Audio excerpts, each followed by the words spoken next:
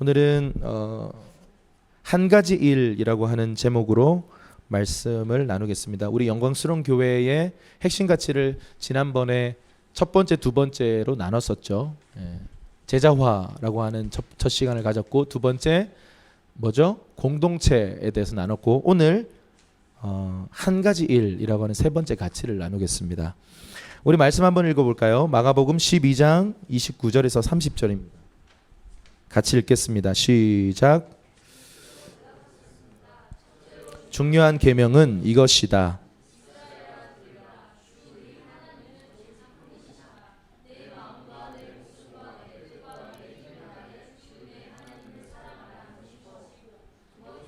중요한 것은 이것이다. 내 이웃을 내 몸과 같이 사랑하라는 것이다. 이것보다 더 중요한 계명은 없다. 우리 신앙생활에 있어서 가장 중요한 게 뭐냐라고 그러면 오늘 이 설교입니다. 그래서 오늘 이 설교가 저와 여러분들에게 한 두세 번 들은 분들도 있을 겁니다. 그리고 오늘 처음 듣는 분들도 있을 거고, 처음 들어도 그렇지, 저것이 본질이지 라고 느껴질 만한 얘기들입니다. 한 가지 일, 우리가 수많은 일을 하면서 사는데 이 한 가지 일을 놓치면 우리는 전부를 놓칩니다. 수많은 일들을 차라리 포기하고 이 한 가지 일을 선택하는 것이 더 옳습니다. 왜냐하면 이것은 예수님이 이렇게 표현하셨기 때문에 그렇습니다. 우리 신앙생활에는 두 가지 요소가 있는데요. 첫 번째가 하나님을 사랑하는 것입니다. 아멘. 두 번째 신앙의 본질적 하나의 축은 뭐냐면 주님을 사랑하는 것과 함께 주님의 일을 하는 것입니다. 이 두 가지를 뗄래야 뗄 수가 없어요. 그래서 기독교에 있어서 두 가지의 대주제가 있는데, 하나는 첫 계명, 가장 위대한 계명, 하나님을 사랑하라라고 했던 이 계명입니다. 또 하나는 뭐냐면 지상 대명령, 대사명이라고 해서 땅끝까지 가서 제자화해라, 이거입니다. 이 두 가지를 반드시 크리스천이라면 이 부르심을 우리는 받은 겁니다. 그런데 많은 사람들이 주님의 일에 헌신했다가 이렇게 목회자가 되기도 하고 선교사가 되기도 하고 찬양 사역자가 되기도 하는데, 많은 사람들이 번아웃 되는 것을 봤어요. 저도 그런 시간들이 있었고, 그 번아웃이 왜 찾아오는가? 우리 교회에서 되게 많이 이 주제를 많이 그동안 얘기해 왔어요. 결국은 그 본질적인 것을 놓쳤기 때문에 우리 안에 번아웃이 찾아온다. 물론 너무 많은 일을 해서 그렇기도 합니다. 그런데 제가 가만히 생각해 보니까요, 제 삶도 그렇고 여러분의 삶도 그렇고 교회가 가는 이 모든 방향도 그렇고, 앞으로 더 일이 많아지면 많아지지 일이 없어지지는 않겠다라는 생각입니다. 그러면 우리가 그 수많은 일들 속에서 어떤 중심을 가지고 살아야 하는가를 교회가 훈련하지 않으면 우리는 본질을 잃어버린 채 탈선할 수 있겠다라는 생각을 많이 하게 됩니다. 우리가 진짜 번아웃 되는 이유는 몸이 힘들어서라기보다는 우리의 마음이 힘들어서예요.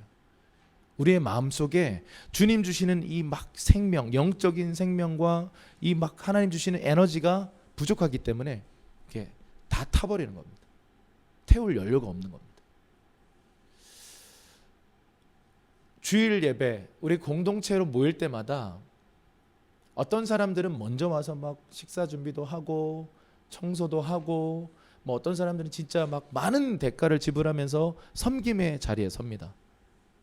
그 섬김의 자리에 선다는 것은 다른 말로 하면 주님의 일을 하는 거죠. 주님이 너희도 이렇게 섬겨라 그랬으니까 우리가 그 섬김을 하는 겁니다. 그런데 주님의 일을 하다가 번아웃 되는 거예요. 그거 아세요? 연인들이 약간 위기가 있을 때가 언제인 줄 아세요? 아무 생각 없이 카페 가고, 아무 생각 없이 영화 보러 가고, 아무 생각 없이 그냥 밥 먹고 앉아 있는 서로를 발견할 때 약간 위기예요. 마음 없는 형식적 관계이죠. 여러분, 교회가 그렇게 되기 딱 좋은 장소예요. 물론 저희 같은 작은 교회는 그렇게 되면 서로 괴로우니까 막 바로 막 들어갑니다. 너 왜 그러냐? 이렇게 들어가는데 좀 이제 규모가 있으면요 묻어 갈 수가 있죠. 그래서 그냥 대충 내가 관계 안 해도, 하나님과 관계 안 해도 예배 시간 가기만 하면 어우 신앙이 좋은 사람이구나 라고 오해받을 수 있어요. 그리고 다른 사람과 적절히 관계 안 해도 그냥 신앙생활 열심히 하는구나 이 정도로 치부 당할 수 있습니다. 그러나 본질은 연결되어 있는가예요. 오늘 우리에게 주시는 이 대계명, 처음 계명, 처음 사랑이라고 불리는 이 주님의 명령은요 명령이에요. 근데 이게 참 이상해요. 주님이 우리를 향해서 명령하시는데 나를 사랑해라예요. 여러분 사랑은 명령이 아닙니다. 사랑은 자발적인 것이에요. 그런데 왜 주님은 주님의 백성들에게 나를 사랑하라라고 명령하실까요? 여러분 우리는 육을 입고 있고 원죄를 가지고 있고 죄성을 가지고 있는 사람들이에요. 이 사랑을 명령으로 순종해 들어가지 않으면요 우린 주님 사랑 못합니다.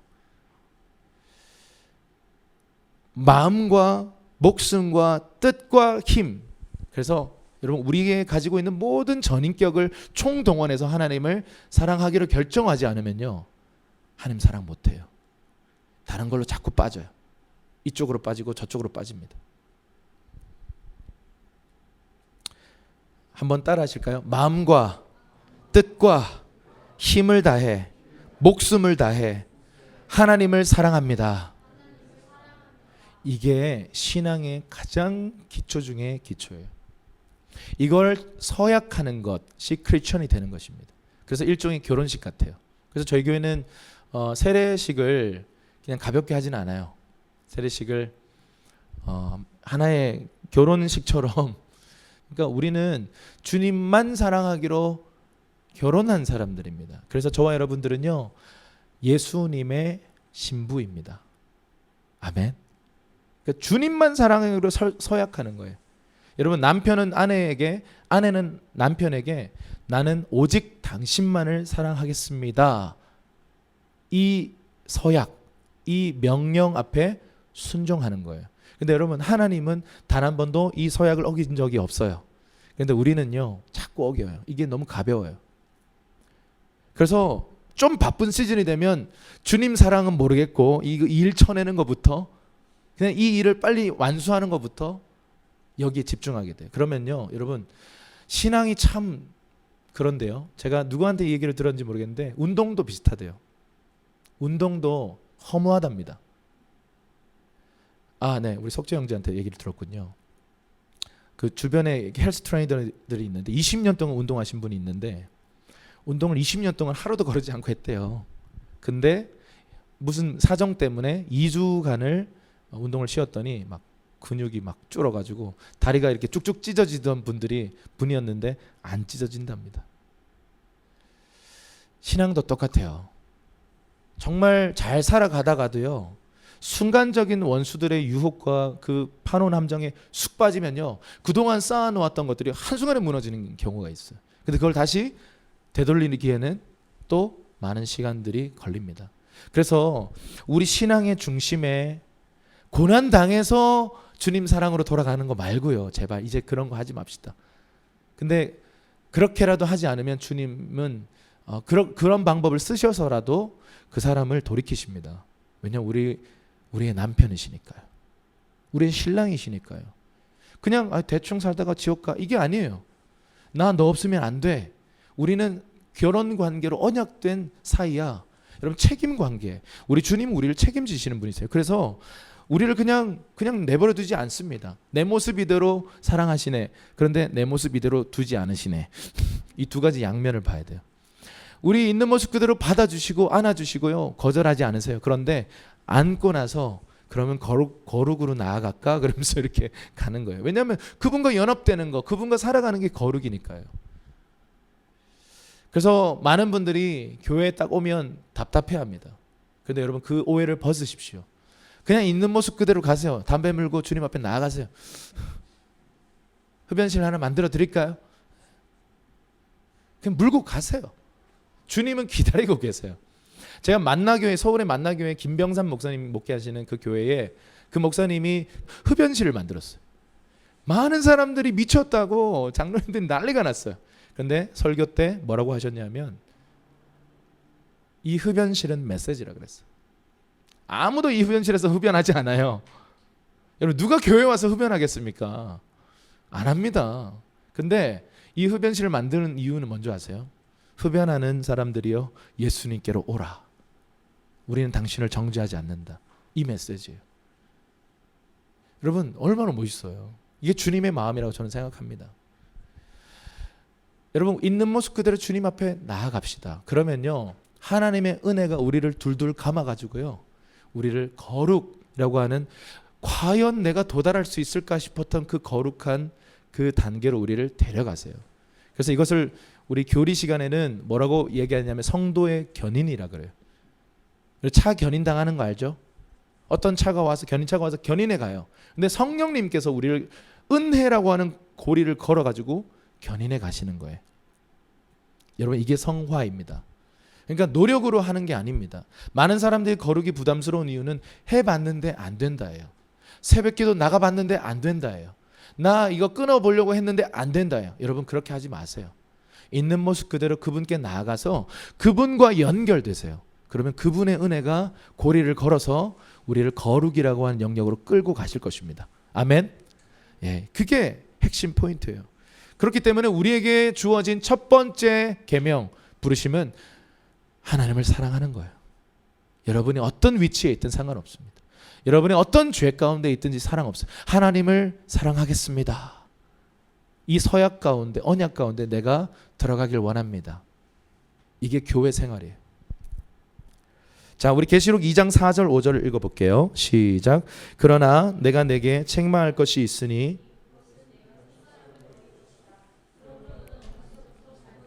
생각해보아 회개하고 처음에 행했던 일들을 행하라. 만일 그렇게 하지 않고 회개하지 않으면 내가 내게로 가서 내 촛대를 그 자리에서 옮길 것이다. 아멘. 에베소 교회를 향해서 주님께서 편지하신 내용입니다. 에베소 교회는요 사도 바울이 2년간 머물면서 두란노 소원을 만들고요 도시적인 부흥을 경험했던 도시입니다. 2년 동안 하나님 나라의 말씀을 강론했는데요 수많은 제자들이 일어났고 어떤 부흥이 일어났냐면 그 점술가 이 무당들이 나와서요 그들의 우상 단지들 점술 치는 그 모든 도구를요 한 번에 모아가지고 불태워버린 하나님만이 참 신이시다 선포했던 도시 그 부흥의 도시가 두란노예요. 이 에베소예요. 이 에베소 교회는요 어마어마한 교회입니다. 부흥의 결과로 엄청난 하나님의 일들이 활성화되어 있던 교회예요. 그런데 그 교회를 향해서 앞부분은 칭찬이 있어요. 너 이런 거 잘했고 저런 거 잘했고 참 잘했다. 그런데 두어 가지 내가 너에게 한 가지 책망할 게 있는데 뭐예요? 네가 첫사랑을 버린 거다. 여기서 이 첫사랑은 우리가 생각하는 그 잊지 못하는 첫사랑 아닙니다. 그런 거 말고 first love, 처음의 사랑, 네 우선순위 가운데서 가장 먼저인 그 사랑이 나냐? 에베소 교회는요 부흥을 경험했고 엄청난 폭발적 성장을 경험했고 변화를 경험했어요. 그래서 하나님의 놀라운 사역들이 있었어요. 그런데 주님은 그 많은 사역을 보시고 칭찬하셨어요. 그런데 한 가지 책망할 게 있는데 너 처음 사랑을 버렸다. 근데 이 처음 사랑을 버렸다라는 이것이 치명적인 거예요. 그리고 이것이 전부인 거예요. 너 이거 회개하지 않으면 회복하지 않으면 너 버릴 거야. 촛대를 옮길 거야. 이렇게 말씀하시는 거예요. 한국 교회가요. 여러분 생각해 보십시오. 1960년도에 한국은 폐허였어요. 불과 우리가 얼마 지나지 않은 그 한 세대 만에 한강의 기적이라고 불리는 전 세계가 경악을 금치 못하는 한국의 발전을 봅니다. 문화적으로 지금 전 세계에 큰 영향을 끼치고 있죠. 누가 이런 나라가 될 줄 알았습니까? 여러분 1960년도에 쓰레기 더미가 되었던 한국의 그 상황 속에서 무릎으로 기도하며 하나님 앞에 울부짖었던 우리 아비 세대들이 있어요. 사실은 할아버지 세대들이죠. 이 세대들이 헌신하고 금식하고 정말 억척스럽게 주님의 성전을 세우고 한국 교회를 일으켜왔고 한국 사회를 발전시켜왔습니다. 그런데 그러면서 우리 한국은요, 부흥을 경험했어요. 1907년에 평양 부흥이 있었지만 1970년, 80년을 지나면서 그때 당시의 부흥은 부흥사 부흥이라고 불렀어요. 수많은 부흥사, 지금도 부흥사 협회가 있습니다. 그래서 그때는요, 미성숙한 상태 그대로 막 성령의 역사가 폭발적으로 일어났어요. 그래서 산들마다, 저기 주암산 있잖아요, 지금 가창 쪽에 주암산에도 그렇고 저기 삼각산에도 그렇고, 산이라는 산은요 사찰이 아니라 기도하는 사람들의 개굴 소리에 막 방언 소리에 막 떠나가는, 그게 늘상의 밤의 그 산, 한국의 산의 그 밤의 야경이었습니다. 근데 오늘날 그런 것들이 많이 사라지고 수많은 사역, 수많은 임무들, 이런 것들은 계속 이어지는데 그 마음, 주님 없이는 못 삽니다. 주님 이렇게 해서라도 주님을 정말 만나고 싶습니다. 막 이 추운 겨울날요, 저기 막 배바위에 올라가가지고 침낭 하나 막 올라매고 밤을 거기서 보내는 거예요. 무서우니까 막 예수 이름을 계속 더 기도하고 막 그런 거 있잖아요. 기도 안 할 수가 없어요, 무서워가지고요. 그런 우리 믿음의 아비들의 몸부림이 있었어요. 근데 한국 교회가 이렇게 눈부시게 폭발적인 성장을 했어요. 근데 주님께서 지난 10년 동안 성령께서 이 한국 교회를 향해서 이 메시지를 다양한 스피커를 통해서, 다양한 단체들을 통해서 외쳐오셨어요. 한국 교회여, 처음 사랑을 회복하라. 처음 사랑을 회복할 수 있는 방법에 대해서 주님이 이렇게 말씀하십니다. 생각해라. 왜 그렇게 됐는지를 생각해라 라고 말씀하세요. 생각해라. 내가 지금 왜 이 지점에 와 있지? 내가 지금 왜 이 사랑들을 다 잃어버리고 일만 이렇게 하고 있지? 이걸 생각하라는 거예요. 그리고 회개해라. 근데 그 회개의 방법에 대해서 얘기합니다. 회개가 여러분 후회나 눈물 흘리는 게 아니라 유턴하는 거라고 그랬어요. 방향을 전환하는 거라 했습니다. 근데 여기 주님께서 말씀하시는 방법이 있는데, 처음에 행했던 일들을 행해라 이렇게 말씀하세요. 여러분 성경에 보면 야곱의 하나님을 만났던 야곱의 하나님을 어디서 만났죠? 야곱이 베델에서 만나요. 그래서 그의 인생의 중요한 시점, 어려울 때마다 어디로 올라가요? 우리가 베델로 올라가자. 베델로 올라가는 거예요. 우리가 이 처음 사랑을 회복하기 위해서요, 그 주님과 처음 사랑을 누렸던 그 때에 내가 있었던 그 장소로 갈 수도 있겠고, 아니면 그때 내가 했던 어떤 방법들을 회복할 수도 있겠습니다. 무릎을 꿇고 산에 올라가서 소나무를 붙들고 주여 오늘 밤은 주님과 보내겠습니다. 혹시 그런 결단이 필요할지도 모르겠어요. 이게 상징적일 수도 있고 실제적일 수도 있습니다. 여러분 우리가 처음 사랑을 올 한 해를 이렇게 쭉 지나면서 많은 일들이 있었어요.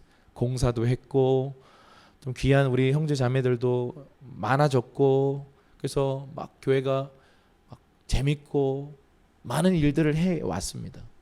그런데 그 속에 이 처음 사랑, 주님을 사랑하는 이 마음을 혹시나 우리가 놓쳤다면 우리 다시 돌아가야 합니다. 이거 놓치면 전부를 놓치는 거예요.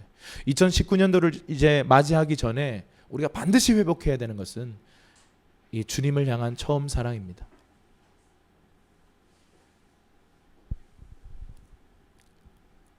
그런데 여러분 에베소 교회가 이 경고를 들었음에도 불구하고 결국 끝까지 처음 사랑을 회복하지 않습니다.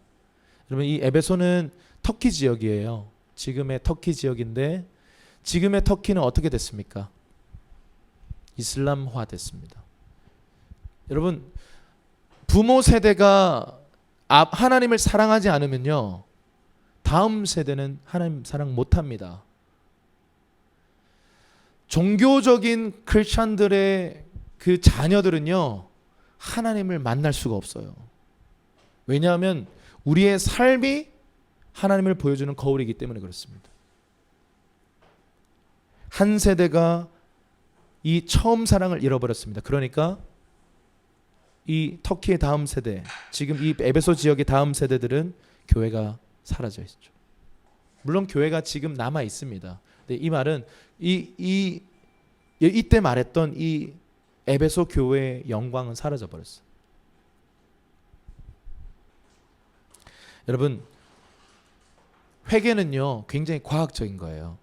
분석해야 돼요. 내가 왜 이렇게 됐지? 무엇 때문에 내가 이러고 있지? 내가 지금 어떤 영향력 때문에 지금 이렇게 막 달려가고 있지? 사랑을 잃은 채? 그걸 분석해야 돼. 그리고 방향을 전환하기로 결정하고 필요하다면 문서화하고 아니면 SNS 올리고 아니면 공동체에 선포해서 날 괴롭혀달라고 얘기하면서 그 방향으로 가야만 합니다. 처음 가졌던 그 행위, 여러분이 만약에 정말 여러분이 철야를 통해 하나님을 만났다면 철야하십시오. 아니면 기도원에서 만났다면 한 3일 그냥 스케줄 째고 기도원 올라가십시오. 말씀을 통해서 만났다면 모든 걸 스케줄 내려놓고 오늘 말씀을 통해서 하나님을 만나겠다. 이걸 회복하셔야 합니다. 이게 주님께서 말씀하신 회개의 방법입니다. 그래서 신앙의 가장 본질적인 우선순위가 하나님을 사랑하는 것입니다. 그래서 이런 질문을 좀 드리겠습니다. 주님의 일, 사역을 하다가 사랑을 잃어버리고 원망과 불평으로 일을 했던 경험 없는지 한번 오늘 좀 먼저 좀 나눠보았으면 좋겠습니다. 아마 많은 얘기가 나오리라고 확신합니다. 자, 우리 말씀 좀 계속 읽어볼게요. 시편 27편 4절입니다. 읽어보죠. 시작. 한 가지 내가 여호와께 바라는 것이 있으니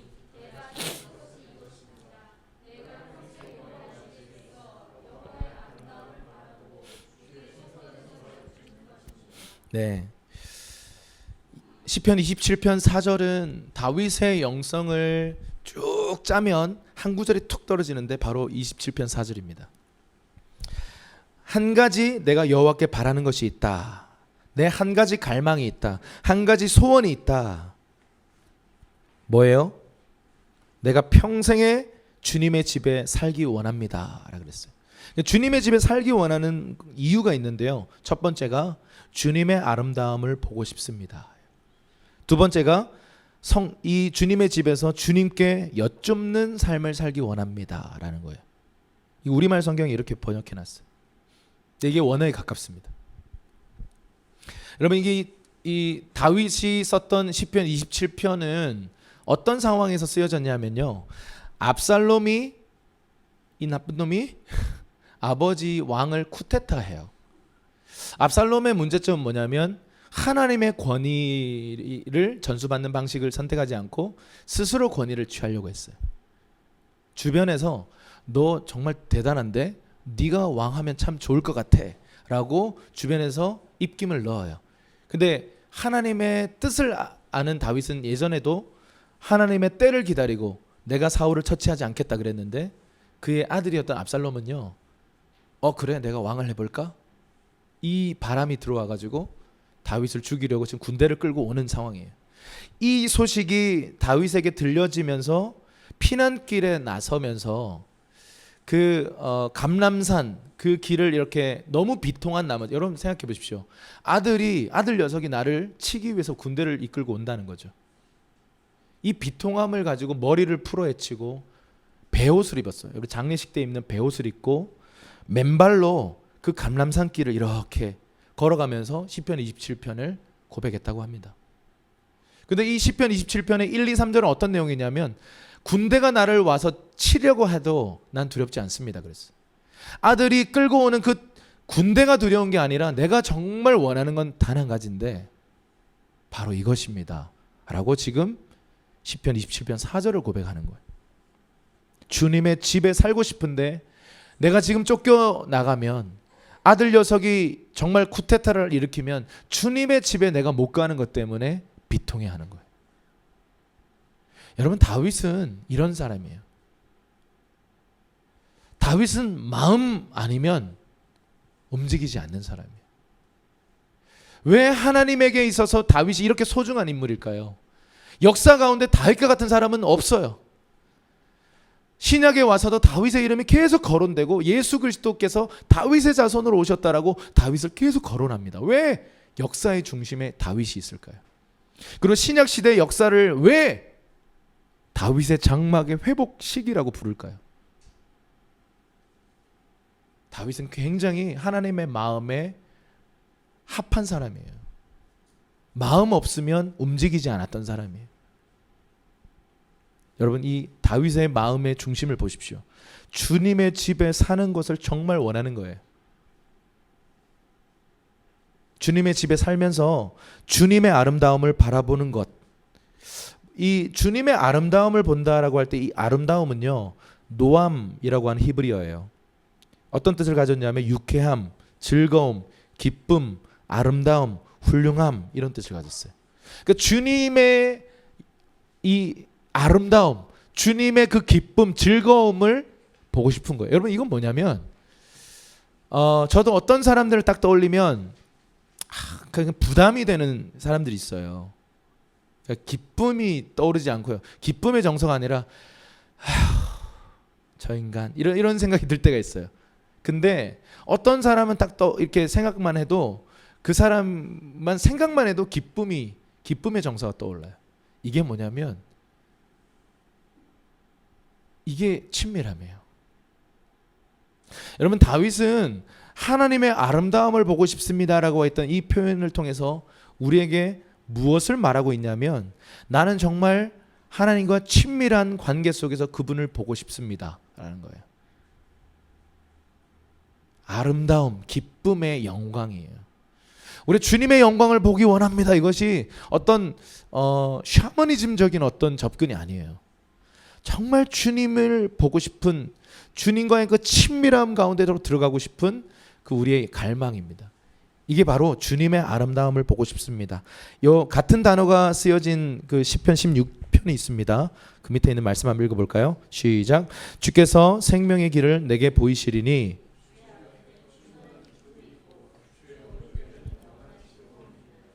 아멘.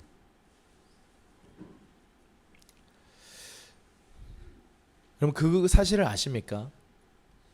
우리가 이 주님의 아름다움을 바라보는 것을 훈련해야 되거든요. 이게 신앙생활인데 이미 주님은 우리를 이렇게 바라보고 계세요. 이미 주님은 우리를 기쁨의 눈으로 바라보고 계세요. 이미 주님은 우리를 아름답다라고 말씀하세요. 아가서에 보면 네가 검으나 아름답다 이런 표현을 하세요. 여러분, 우리 안에 검음이 있어요. 연약함이 있습니다. 죄가 있어요. 그걸 부인하는 게 아니에요. 여러분, 복음은요, 난 죄 없습니다, 이게 아닙니다. 죄를 지은 거 맞아요. 그런데 내가 그리스도 안에 있으면 그 죄는 없는 거야 라고 하는 하나님의 원칙을 정하셨어요. 그거를 예수님을 희생하면서 그 원칙을 만들어 놓으셨어요. 그러니까 너 이 원칙 안에 들어와. 그런데 너 검은 모습이 없는 건 아니야. 그런데 검으나 아름답다라고 말하는 거예요. 여러분, 우리가 서로를 대할 때에도 이 눈이 필요합니다. 우리가 연약함으로 서로를 바라볼 수 있어요. 특별히 친밀한 사이일수록, 친한 사이일수록 연약함이 너무 깊이 들어오죠. 서로에게. 나 이 사람 단점 때문에 너무 힘든 거죠. 그런데 여러분, 우리가 그런 것 때문에 지쳐요. 지칩니다. 근데 서로를 바라볼 때 검으나 아름답다 하는 주님의 눈으로 바라보는 훈련을 해야 돼요. 그게 아름다움을 보는 거예요.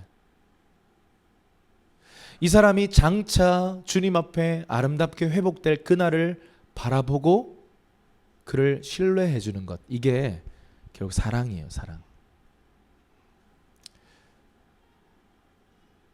이게 이렇게 말하면서도 잘 안 됩니다. 눈앞에 연약함이 탁 드러나면 내가 팍 지적하고 싶고 팍 고치고 싶고 막 억압하고 싶고 막 공격하고 싶죠. 그게 우리입니다.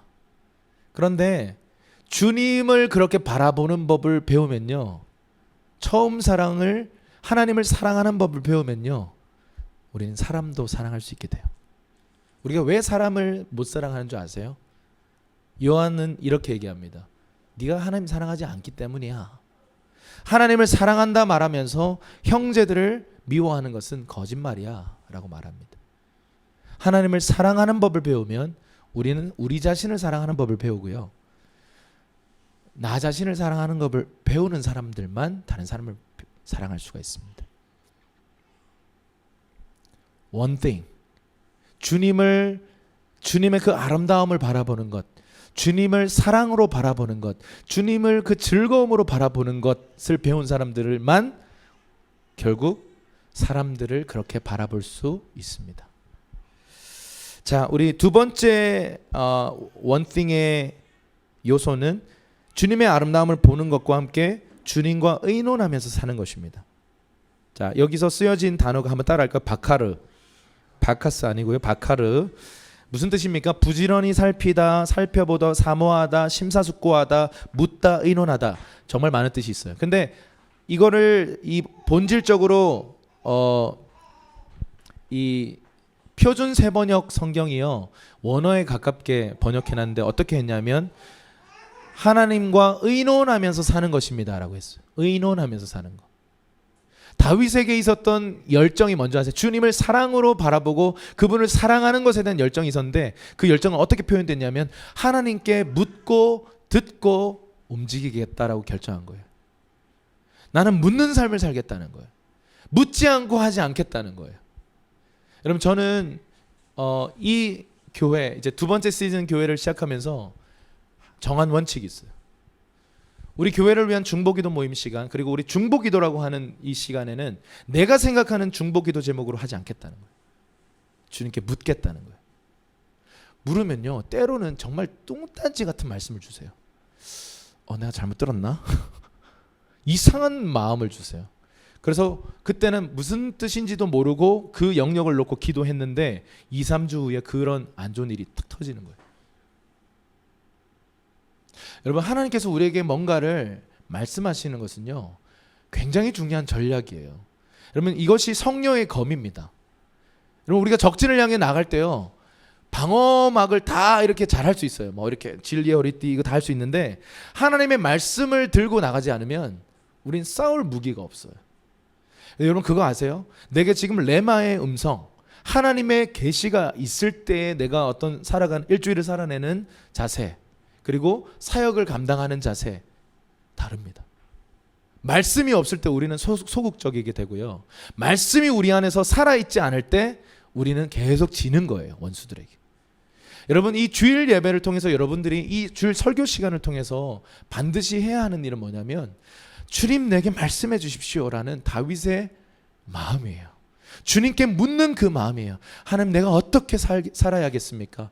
내가 이번 주에 이런 중요한 일들을 앞두고 있는데 내가 어떤 메시지를 받아야겠습니까? 이런 자세로 여러분 찬양하고 경배하고 설교 듣고 기도하고 또 성도들과 교제하면요, 주님이 정말 살아있는 말씀을 우리에게 넣어주세요. 할렐루야.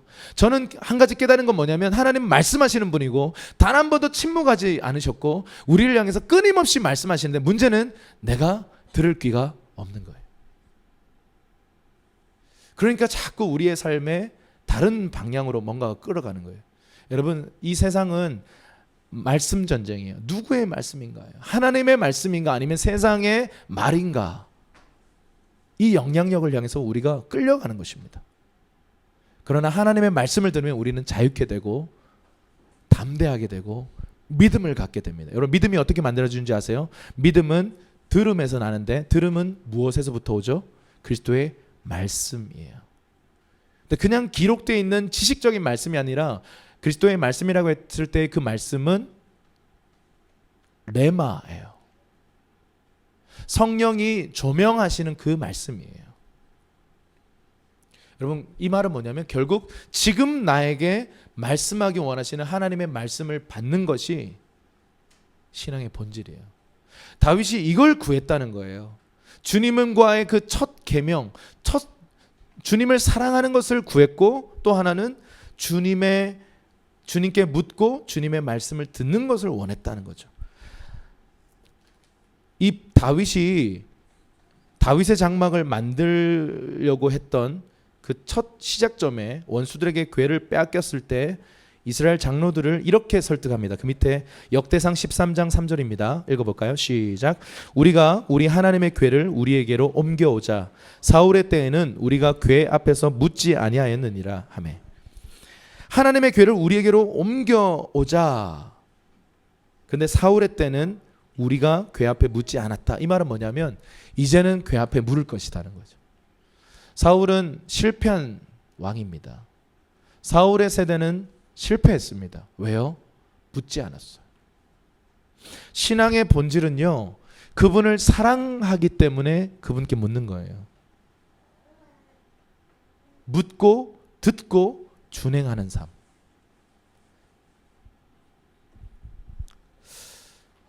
주님께 물어보세요. 범사의 그를 인정하라. 내 길을 지도하시리라. 주님 말씀하셨습니다. 주님께 묻기 시작하면 내가 생각지도 못했던 열쇠를 주세요.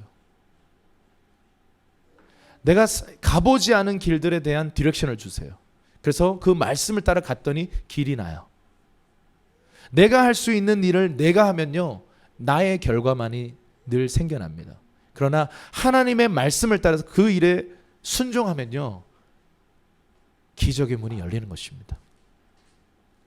여러분 생각해 보세요. 이 공간에 대해서 생각해 보세요. 우리가 사실 3층에서 이 공간에 대한 하나님의 인도하심을 느꼈을 때 물론 우리에게 부담이 있었습니다. 돈이 없고 에너지도 없고 공사는 이제 하기 싫고 그런 마음이었습니다. 그런데 하나님의 그런 인도하심과 보여주는 비전과 그런 말씀들이 왔을 때 우리가 전진하기로 결정했죠. 가보지 않은 길을 걷기로 결정했습니다. 그러니까 어떤 일이 벌어졌어요? 길이 났잖아요.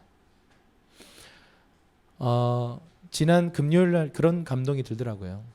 만약 우리가 그 말씀에 순종하지 않았으면 그러한 연합과 그러한 플랫폼을 만들 수 없었겠구나. 하나님은 뭐 우리 안 쓰실 수도 있죠. 다른 곳에서 그 일을 하실 수도 있어요. 그러나 우리의 부르심이 그거라면 순종해서 가야겠죠. 주님께 물으면요, 놀라운 하나님의 길들이 열리는 것입니다. 여러분이 하고 있는 그 일들 속에 하나님의 나라가 임하도록 하십시오. 그 일은 주님께 묻기 시작하는 거예요.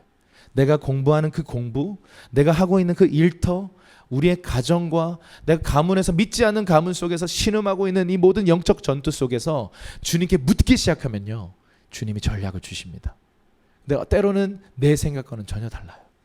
그러나 그 일에 순종하기 시작하면 놀라운 하나님의 역사가 시작되는 것입니다. 우리 옆 사람에게 주님께 물읍시다 얘기합시다. 네, 그 밑에 박스 보시면요, 사람의 마음은 보고 듣는 것에 의해 지배당합니다. 우리가 만일 예수님을 바라보고 그의 음성을 듣게 된다면 우리의 마음은 예수님을 향한 사랑과 열정으로 가득하게 될 것입니다. 그것이 신앙의 본질이고 다윗이 소망했던 한 가지 일이에요. 그러니까 제가 다윗을 보면서 참 놀라운 것은 뭐냐면 진짜 연약해요. 근데 다윗이 정말 간절히 원하는 그 소원이 신앙의 본질이에요. 그래서 다윗을 표준으로 딱 세우시는 거예요. 얘처럼 살아라. 얘처럼 예배해라. 예배자의 표준은 다윗. 이렇게 말씀하시는 거예요. 다윗이 정말 원했던 그 한 가지가 신앙의 본질이라고요. 그분을 사랑하는 것, 그분께 묻고 듣고 순종하는 삶을 사는 것, 그분과 의논하며 사는 것. 남자친구 문제를 주님과 의논하십시오. 주실 것입니다. 할렐루야. 아멘. 받았잖아요.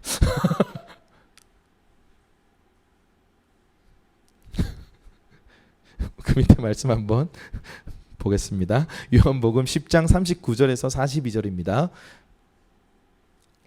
한 절씩 교독할게요. 마르다에게는 마리아라는 동생이 있었습니다. 그 동생은 주의 발 앞에 앉아 예수께서 하시는 말씀을 듣고 있었습니다.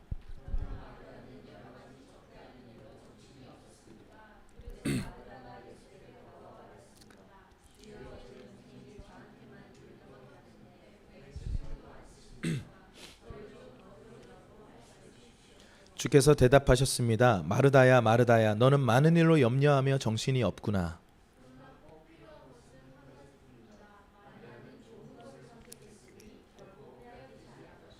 아멘. 지금 어떤 상황이냐면요. 예수님이 지금 마리아와 마르다가 이 자매 관계인데요. 그 집에 오셨어요. 그런데 마리아는 예수님의 발 앞에 앉아서 예수님과 계속 교제하고 있고요. 마르다는 예수님 오셨으니까 음식을 준비하고 있어요. 둘 다 나쁜 일은 아니에요. 그런데 인간적으로 보면 마리아가 하고 있는 그 짓은요, 철딱선이 없는 짓이에요. 지금 언니가 열심히 요리하고 있으면 옆에서 보조하고 설거지라도 해야 되는 거 아닙니까? 근데 예수님 발 앞에 앉아가지고 그분과 계속 친밀하게 대화를 나누고 있어요. 그래서 갑자기 이 마르다가요, 깊은 빡침이 와요. 그래가지고 너무 화가 나가지고 갑자기 예수님한테 화를 버럭 내요. 동생한테 화나 놓고 뭐라고 버럭 내냐면, 예수님, 저 철딱선이 없는 동생 거기 앉아있게 하지 말고 혼내가지고 나를 돕게 해주세요. 지금 예수님한테 살짝 짜증내고 있는 거예요. 그러니까 예수님 뭐라고 말씀하신 줄 아세요? 마르다야, 너 지금 많은 일로 너무 염려하고 정신이 없구나. 그러나 네가 다른 번역에 보면 한 두어 가지만 해도 좋다. 아니, 한 가지 일만 해도 좋다. 근데 마리아는 그 한 가지 일을 선택했다. 가장 좋은 베스트를 선택했다. 그러니 결코 빼앗기지 않을 것이다. 이렇게 말씀하시는 거예요. 인간적으로 보면 지금 마리아가 빨리 언니를 도와서 이 일을 완수하는 게 중요한데, 예수님은 지금 가장 좋은 것을 선택해서 나와 지금 대화 나누고 있고 친밀하게 교제하고 있다. 뭐예요? 예배하고 있잖아요. 제일 좋은 길을 선택했다는 거예요. 그런데 마르다는 지금 많은 일을 하고 있지만 가장 중요한 한 가지 일을 빼놓고 살고 있는 거예요. 예배 없이 많은 임무를 수행하고 있는 거예요. 여러분, 지금 마르다에 대해서 사람들은 많이 이 본문을 얘기하면서 마르다를 많이 이렇게 안 좋게 얘기하거든요. 잘못된 신앙생활 이렇게 얘기하는데, 사실은 여러분, 이런 사람 있어야 돼요. 누군가는 청소해야 되고 누군가는 밥을 해야 밥을 먹죠. 여러분, 우리 생각해 보세요. 수련회 갔는데 아무도 밥을 안 해요. 예배만 하는 거야. 주구장창. 여러분, 심지어 우리 철회할 때도 얼마나 많이 먹는지 깜짝 놀랐어요. 15만 원치 샀거든요. 아니지, 더 많이 샀지. 근데 순식간에 없어지는 거예요. 너무 많이 먹어. 그래서 근데 참 놀라운 사실은 또 거기에 맞게 주님이 또 똑같이 또 재정을 공급해 주셔가지고 그게 또 다 채워졌어요. 할렐루야. 어쨌든 너무 감사한데, 누군가는 이걸 준비해야 돼. 누군가는 세팅을 하고요. 그런데 너 지금 가장 중요한 거 하지 않고 그 일을 하는 거면 너 지금 잘못된 거야. 우선순위를 얘기하시는 거예요. 우리의 삶에 이 한 가지 일을 빼놓고 20가지 일을 하면 그건 헛된 일입니다. 결국은 예수님을 원망해요. 예수님을 위한 일이라고 했지만 결국 예수님을 원망하는 자리로 가고 다른 사람들을 비난하게 돼요. 왜 넌 이 일을 하지 않아? 이렇게 말해요. 그런데 여러분, 예수님이 말씀을 기억하십시오. 이 한 가지 일만 해도 된다. 그리고 이 일이 최고의 일이다. 그러니 마리아는 결단코 빼앗기지 않을 것이다. 할렐루야. 여러분, 이게 신앙의 본질이기 때문에 그렇습니다. 본질을 딱 빼놓고 수많은 껍데기를 화려하게 해봐야 아무 소용이 없어요.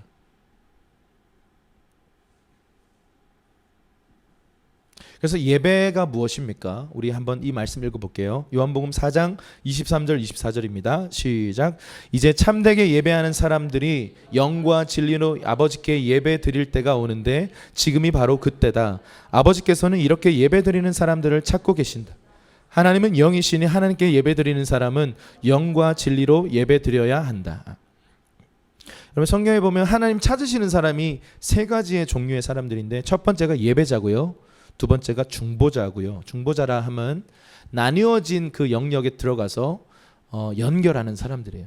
화목해 하는 사람들이에요. 세 번째가 잃어버린 영혼들입니다. 하나님께서 이 세 가지의 종류의 사람들을 찾고 계세요. 그런데 가장 먼저 우리에게 있어서 첫 번째 부르심이라고 할 수 있는 것은 예배자의 부르심이에요. 여러분, 이 예배라고 하는 것은요, 우리의 본질적인 이 첫 계명과 연결이 되어 있습니다. 그래서 예배 사역은 일이 아니라 공급이 돼야 돼요. 특별히 그 예배 팀들도요.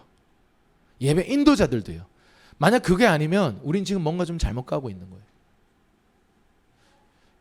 예배 드리고 나면 살아나야 돼요. 예배 드리고 나는데 막 피곤해? 여러분, 그건 있을 수 없는 일이에요. 심지어 천하를 드리고 나도 밤새 예배를 드리고 나니까 예배를 드렸기 때문에 살아나더라고요. 물론 몸은 좀 피곤합니다만 이렇게 살아나더라고요. 지금 마리아의 예배를 한번 볼게요. 아까 그 예수님과의 그 친밀함을 경험했던 이 마리아가 어떻게 예배하는지 한번 볼까요? 요한복음 12장 3절과 7절입니다. 시작. 그때 마리아가 매우 값비싼 향유인 순수한 나드 1리트라를 가져다가 예수의 발에 붓고 자기 머리털로 예수의 발을 닦아드렸습니다. 집안은 온통 향내로 가득했습니다. 예수께서 대답하셨습니다. 그대로 두어라. 이 여인은 내 장례날을 위해 간직해둔 향유를 쓴 것이다. 아멘. 마리아가 이 예수님 앞에 머물러 앉아서 언니의 막 따가운 눈총을 받으면서 예수님의 말씀에 집중하고 있었어요. 결국은 예배를 경험했어요. 그러자 어떤 일이 벌어져요? 더 깊은 예배 안으로 오는 거예요. 자신의 삶의 가장 소중한 보물을 예수님께 가지고 와요. 그리고 그것을 아까워하지 않고 주님께 깨어드립니다. 근데 가룟 유다가 이 장면을 보고 불편해합니다. 이게 가룟 유다는 머리가 잘 돌아가거든요. 그 돈꾀를 맡은 사람이에요. 그래서 가룟 유다는 계산 잘하고 이성적이고 나름대로 합리적이다 스스로 고백하는 사람이에요. 그래서 어떻게 얘기하냐면 이러한 예배는 참 비효율적이다. 이 값비싼 향유를 팔아다가 가난한 사람을 구제했으면 좋았을 건데 너 지금 너무 낭비하고 있다. 그러니까요, 예수님이 딱 막으면서 아니다. 그대로 두어라. 이 여인은 내 장례날을 위해 간직해둔 향유를 쓴 것이다. 여러분, 이 부분에 있어서 제가 이 말씀을 묵상하다가 이 마르다가 예수님의 그 모든 것을 다 이해하지 못했을 거예요. 예배의 그 본질이 뭐냐면 자신의 가장 소중한 가치인 그 보물을 예수님께 내어드리는 거거든요. 근데 자기가 가졌던 이 결혼지참금이에요. 결혼지참금. 향유 1리트라. 나드 향이 있는 이 향유 옥합의 한 통을 그대로 예수님께 부어드렸던 이 경배. 근데 결혼지참금이라고 하면 아마 이때는 또 고대니까 지금과 같은 그 정도 액수는 아닐 거고 적어도 500만 원은 될 것 같아요. 네. 얼마인지 정확히 모르겠는데 한 1,000만 원을 합시다. 엄청난 양을요 낭비한 거예요. 그분께 부어드린 거예요. 왜냐하면 예수님의 발자취에 앉아서요 one thing, 이 한 가지 일을 경험하고 나니까 내 인생의 모든 것들은 그분을 위한 것으로 세팅이 돼요. 내 재산도, 내 은사도, 내 모든 관계도, 내 에너지와 열정도 예수님을 위해 쓰고 싶은 거예요. 그래서요 자기에게 있는 가장 소중한 이 옥합을 가지고 와서 예수님께 깨어 부어드린 거예요. 근데 이것에 대해서 두 가지로 좀 해석을 해보고 싶어요. 이 여인이 예수님이 진짜 메시아고 그가 십자가에 죽을 것을 알았기 때문에 그의 장사를 위해서 의도적으로 부어드렸다. 그 정도의 신학적인 견해가 과연 있었을까? 잘 모르겠어요. 저는 개인적으로 이 해석엔 동의하지 않아요. 그는 몰랐을 거라고 생각합니다. 그냥 자기에게 있는 가장 소중한 것을 드리고 싶어서 가장 소중한 것을 깨워서 드렸더니 사람들이 막 욕해요. 너 왜 그렇게까지 해? 근데 예수님 뭐라고 얘기했어요? 가만두어라. 그가 내게 한 일은 내가 잠깐 후에 십자가에 죽어 장사할 때를 위해서 예언적으로 이 여인이 경배한 것이다. 그렇게 나에게 좋은 일이니 가만두어라. 여러분, 예배가요 거룩한 낭비예요. 예배는요 정말 나를 깨워서 부어드리는 거예요. 여러분, 이 여인과 그대로 극명하게 대조를 이루는 한 사람이 성경에 나오는데 부자 청년이에요. 이 부자 청년이요 동네에서 엘리트야. 그래서 예수님께 와서 질문을 합니다. 내가 어떻게 하면 영생을 얻겠습니까? 근데 이게 옳게 보이려고 했던 질문이에요. 나는 영생을 얻었습니다. 이런 약간 교만한 태도였어요. 자기 의가 가득했어요. 사람들에게 워낙 칭찬을 받으니까. 그래서 예수님이 하나님을 사랑하고 네 자신을 사랑하고 이웃을 사랑해라 그랬더니 이 사람이 뭐라고 얘기한 줄 아세요? 제가 그렇게 하고 있습니다. 딱 그런 거예요. 자신 있어요, 이 사람. 자신감 막 필 충만이야 지금. 근데 예수님이 그 마음을 보시고 뭐라고 얘기하세요? 그러면 너는 나를 따르라. 다시 말해서 넌 내 제자가 되라 그랬어요. 그리고는 네 재산을 팔아 가난한 자에게 주라 그랬어요. 항상 주님이 재산을 팔라라고 했을 때는 이단처럼, 여러분 지금 각종 이단들처럼 팔라는 게 아니에요. 네 잉여를 팔아라는 거예요. 네가 축적해 놓은 걸 팔아라. 그러고 너는 나를 따라라 그랬어요. 근데 이 부자 청년이 어떻게 반응해요? 갑자기 안색이 바뀌어요. 그 자신만만하던 이 친구가 갑자기 안색이 바뀌더니 한참을 고민하다가 쓸쓸히 그냥 돌아갔어요. 왜요?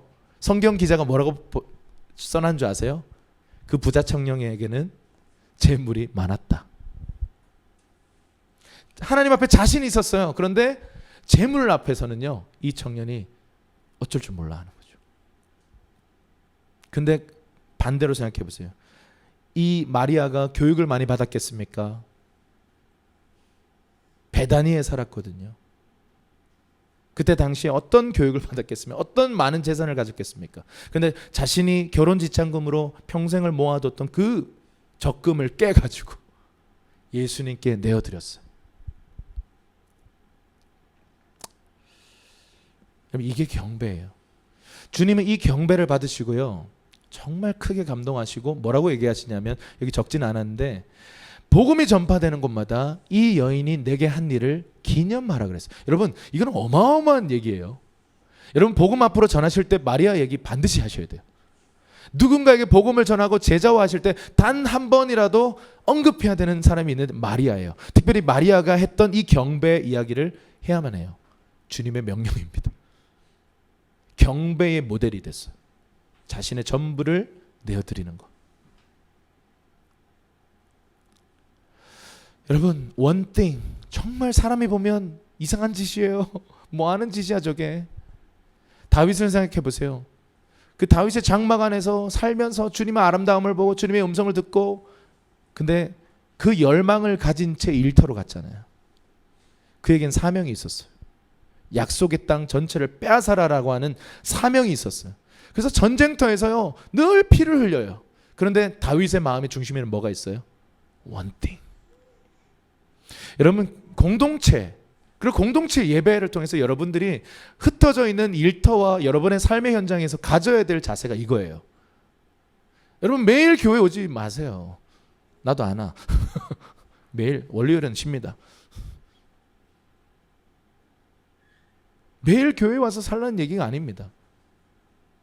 어떤 사람들은 레위인의 부르심이 있어서요 좀 공동체에 좀 많이 헌신해서 여기 정말 기도의 집처럼 이렇게 막 돌아가게 하는 그날이 올 겁니다.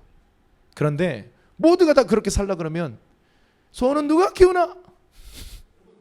각자의 부르심이 있어요. 레위 지파가 있으면 나머지 지파들은요 정복 전쟁 해야 되는 거예요.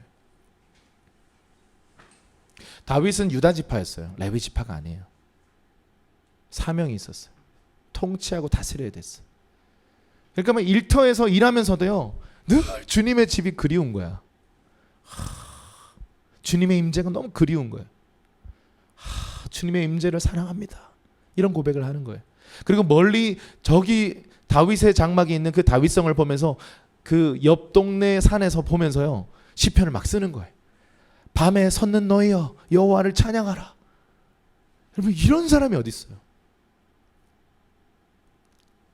주님을 연인으로 즐거워하고 사랑하는 삶, 종교적 형식이 아니라 그분을 향한 사랑 때문에 이런 희생을 하고 대가를 치르는 경배자. 하나님께서 이런 사람들을 찾고 계세요. 이런 비효율적인 사람들.